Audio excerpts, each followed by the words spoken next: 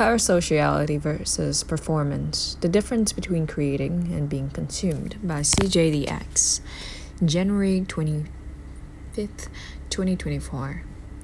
Most people with audiences are afraid of them. Many without audiences feel burdened to pursue one. It's an unavoidable piece of professional life in the modern era. You have to be online to network, you have to market.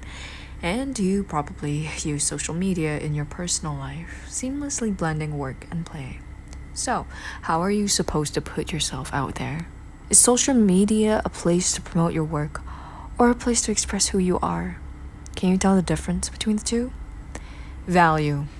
Social media has a psychological effect on us, individually and culturally, that makes it hard to understand exactly what values we are pursuing moment to moment.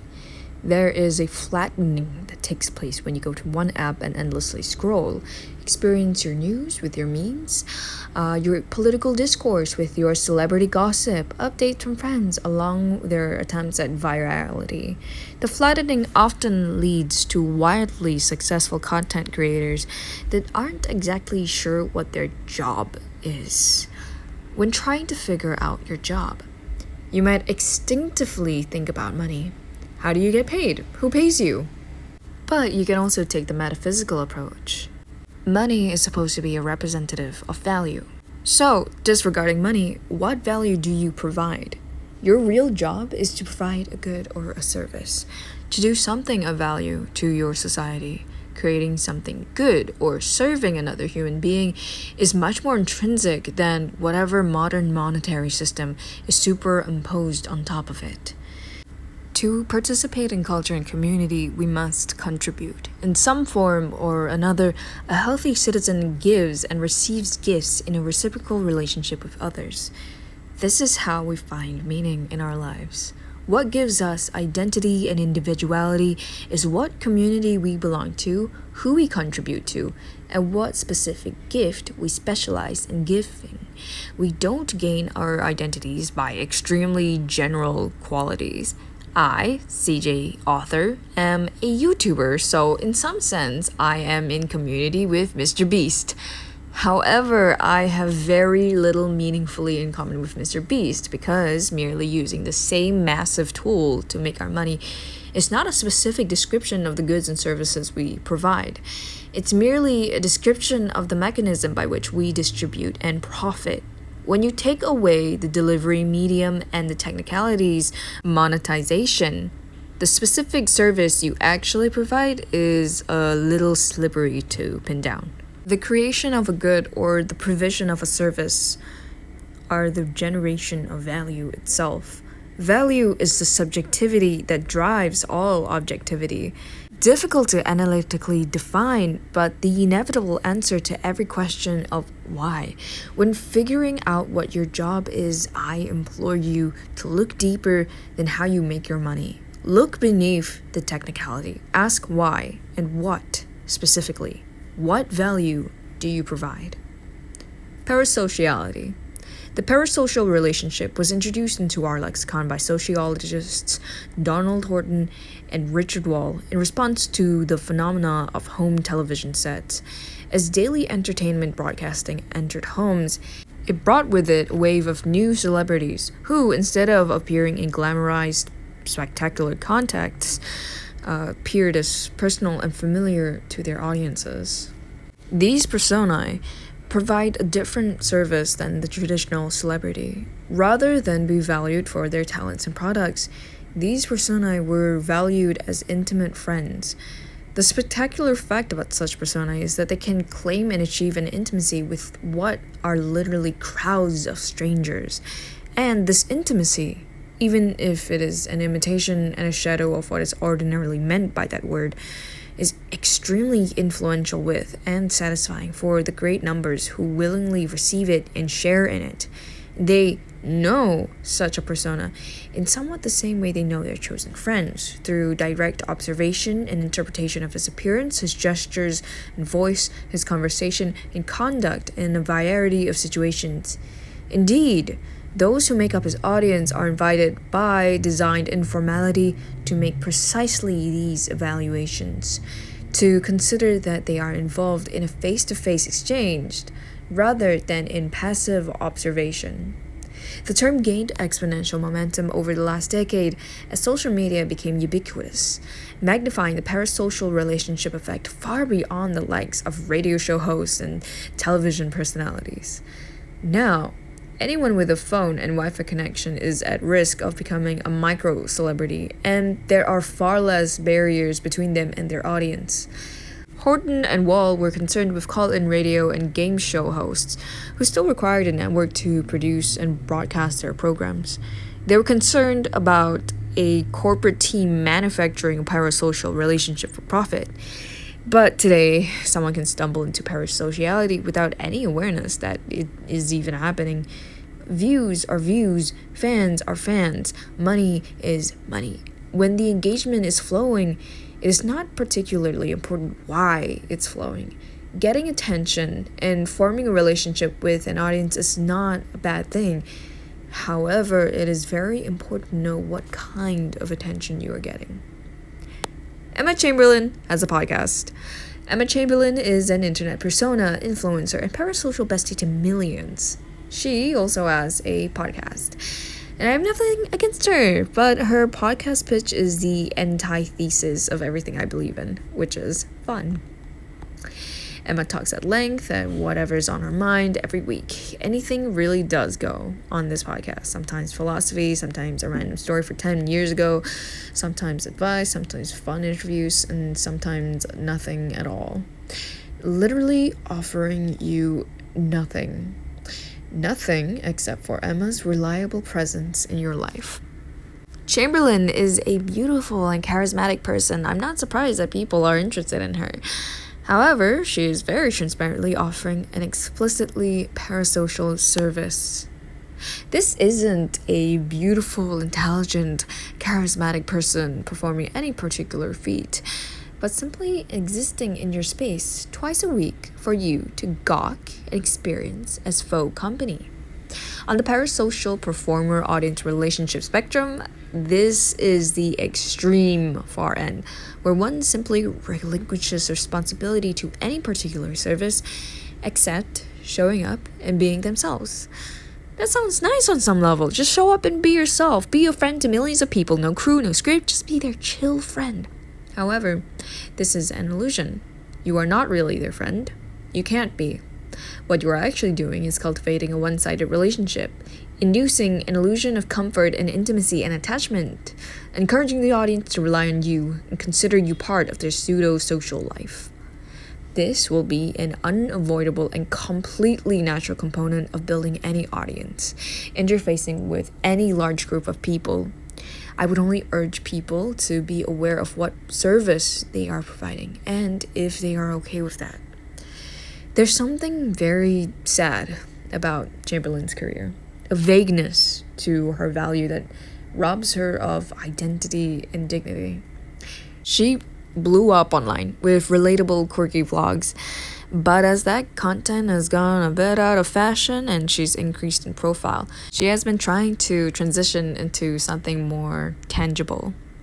She has been tremendously successful branching out into podcasting, modeling, interviews, collaborations with Vogue, GQ, and Coachella. She runs a business selling her own coffee, and she's altered her YouTube content to documentary-style travel vlogs.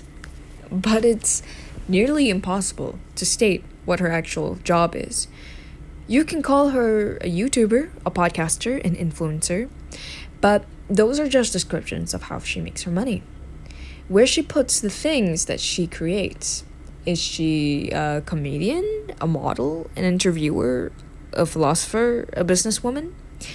She sometimes gestures towards these roles, but cannot be said to specialize in any of them as an actual craft. This leads to uncomfortable moments like the first few minutes of her appearance on The Tonight Show with Jimmy Fallon. First off, for those who don't know, can you explain what you do? That's like the hardest question for me. Yeah, I started off with the hard ones. I know. I think what I do is I just put things on the internet and just go like this. Okay, and just hope for the best. Just hope for the best. But I mean, YouTube videos, and you just, what's the secret? Why do Why do people just love you? I, like, truly don't know. I think This is obviously play for laughs in a peak casual, relatable, quirky form. But when you consider the reality of this exchange, it's a little bleak. Where is the pride in one's work? The dignity of a job title? I, CJ author, am a YouTuber. But in actuality, I am a writer, a philosopher, and an artist. YouTube is the place I express that, with burning a spotlight on my personality appropriate to the medium. And that's just fine. I hope my personality is attractive. I hope I am funny and sexy and relatable. But being an attractive personality is an ornament upon my work as a researcher, writer, comedian, artist, etc. I worry many people are thoughtlessly vaulting their lives online, implicitly submerging themselves in the mythology of personality worship, often unable to name what service they even seek to provide. Having an attractive personality is a great quality, but it isn't a job. When you try to distill it into a career, it looks like imprisonment in an exploitative cycle of selling selfhood, cultivating parasocial relationships, and cashing in on them by doing mass marketing for corporate partners. Even her own coffee brand is run by venture capital and opportunistic executives, while she is relegated to picking out cute names and colors to go sell on the Jimmy Fallon show, after failing to explain what her job is and reacting to clips of herself at the Met Gala, brought to you by Vogue magazine. I sincerely wish Chamberlain the best. I'm as bewitched as anyone else by her looks and charm, but her career is not aspirational or instructive. It's a dehumanizing lottery of selfhood, where your only monetizable asset is an illusory one-sided relationship and a cult of personality, optioned for sale to corporate interests that want to exploit people's parasocial interest in you. In a grotesque exaggeration of Horton's and Wall's initial critique, there isn't even a show working around the personae to conceal the parasocial service. No game show, no subject matter, no identity. There's no private life away from the show. The private life is the show. The show must go on. There's a cliche in my generation where everyone thinks they should start a podcast. Many harbor the secret suspicion that if we simply recorded our hilarious and insightful conversations with our friends, we could outdo the pros and get micro-famous. It's no surprise the specter haunts our collective consciousness, as we are beset on all sides by parasocial besties. It feels within reach that just existing with enough effervescent grace and whimsy is to accrue an audience and be celebrated. The fantasy of parasocial fame is that being the right person makes you famous. You can create a whole community based off of your general vibes. This kind of success is incredibly rare, and where it exists, it is undesirable. Parasociality brings a host of curses that are impossible to shake. The overfamiliarity bites back as fandoms are emboldened with invasive, possessive feelings over your being that can sharply invert from obsessive worship to obsessive hatred, stemming from the same source of glitchy shadow intimacy. As many influencers grow up and their interests pivot, their parasocial fandom will resent them for changing. And as previously mentioned, you are relegated to the role of influencer, earning money by remaining likable and promoting other people's products to your adoring audience. This isn't even touching on the psychological toll it must take on the creator, whose sense of self-worth and identity is dominated by the slippery transaction, nor the unsuccessful parasocial performer who can only come to the conclusion that they are somehow unlikable or less valuable than those who are intimately adored by their audiences. There is a better option. Redeeming performance. Being loved for who you are, regardless of the quality or nature of your performance, is very important for human beings. This is love. This is intimacy. But love and intimacy comes from people you actually know. It comes from friends and family and partners, and such sacred things do not exist for profit. When it comes to the public sphere, culture, commerce, the realm of goods and services, it is better to be admired for what you do. If you're sincerely trying to create value for the world, you don't want an audience to be populated by sympathetic friends and supportive family members. You want an audience of people who adore the work. You don't want people to be fans of what you create because they are fans of you. You want them to be fans of you because of what you create. The parasocial element is a natural and inevitable consequence of such a thing, but you are in control of how you define yourself. Don't let your pitch be anything goes. Be something, select a specific value and pursue it. Be a podcaster with a show about something other than yourself. And just like that, identity forms. And identity is based in the work. There is something to hold on to that is not raw, egotistic, parasocial indulgence. All of that is just a simple statement of intent. This difference may seem subtle and frivolous, but it is not. The Trinity of Creativity. This is not just advice for people who are micro-famous. This is not just advice for YouTubers. This is for anyone who wants to make anything ever for other people. You are not in control of what people get out of your performance. Maybe people will value you parasocially more than they respect your work. Maybe they'll like your work and dislike your personality. Or maybe they won't like what you do at all. What you are in control of is what you choose to care about, what you choose to pour your energy into. You are in control of where you direct your attention. The power of perceiving reality as a performance is how it moves the focus away from yourself, away from others, to a secret third thing. There's you, there's the audience, and there is the performance, the show, the value. Parasociality subordinates the performance beneath the self. But this kind of self-centered conception of reality flies in the face of all our oldest wisdom. Don't live to please others. Don't live to worship yourself. Live for something bigger than yourself. We don't exist in some illusory, subjective world of individual selfish impulsivity. This is not all about you. It's also not all about sacrificing your sincerity and individualism to serve others. That will burn you out and strip your soul of its dignity. It will prevent you from providing the value that only you and your passion can provide. And on top of that, you will never succeed at serving everyone else all the time. So you must choose who and what you will serve. You must listen to what calls to you and respond to that call. Not because you selfishly want to, not because you are required to, but because you have been implanted with the most valuable asset that exists in this life. Passion for something specific. It doesn't need to be a single thing forever and ever. The only things that are sensible to worship forever are highly dynamic truths like God or Allah or the Tao. And the reason these things can be worshipped is specifically because of their mystical, ever-changing, all-encompassing nature. They are healthy to hold above all else. But as you move through life, you must pick minor deities to worship as well.